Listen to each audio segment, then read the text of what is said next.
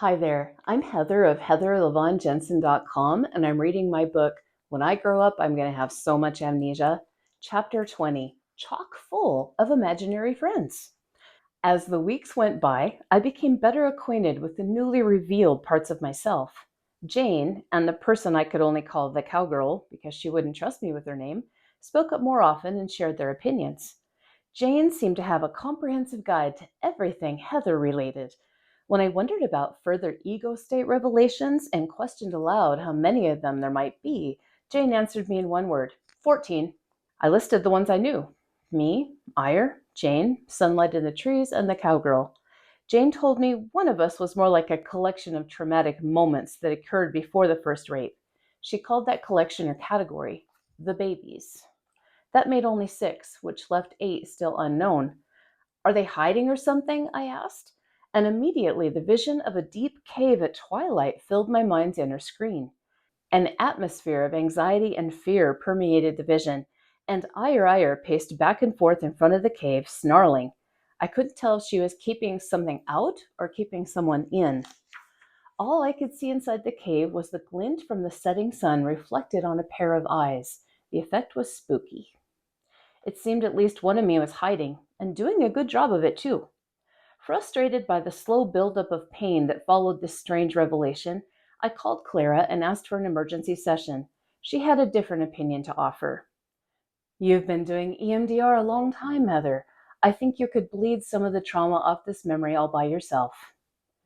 Clara taught me over the phone a version of what she called EMDR Lite. I could use it at home, and she said if it didn't work to give her a call. She reminded me to use the safeguards, to remember my safe place, and to remember to close the memory. I promised to be careful. This was exciting. Being able to access EMDR at any time might help me communicate with the ego states more efficiently. When I had a few minutes alone, I followed Clara's instructions. My safe place came into view, and once again I saw the cave. The pair of eyes looking out at me were full not of rage or suspicion or fear, but pain. Horrible, soul-destroying pain. And though the person's features were obscured, it was obvious how desperately unhappy and ashamed and sick this person felt. Now compassion rather than fear became my focus, and I coaxed the owner to come out. Sunlight joined me. Like all 6-year-olds, she was relentless. At last, the mysterious someone emerged from self-imposed isolation. The person was a man who looked like a Native American, and he was covered in ashes and soot. He wore a headband that had once boasted a fancy beaded design, but was now stained and filthy, and wore a medicine bag around his neck.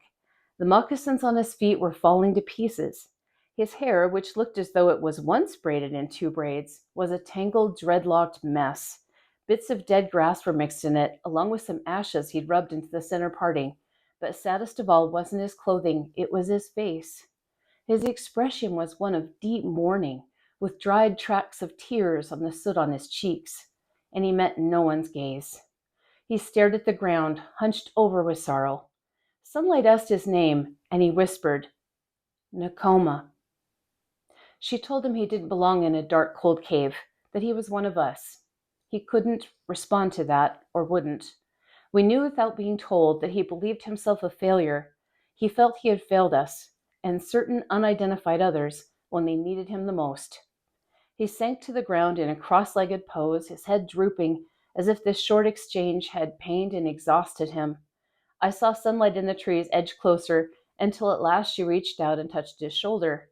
He looked up at her with tears in his eyes, then took her in his arms and hugged her tight. Somehow she knew he loved little kids. Maybe hers was the only compassion he could accept, as she was just 6 years old. His body shook with silent sobs, and I stopped the visualization to respect his privacy and left them alone. My reality is so weird.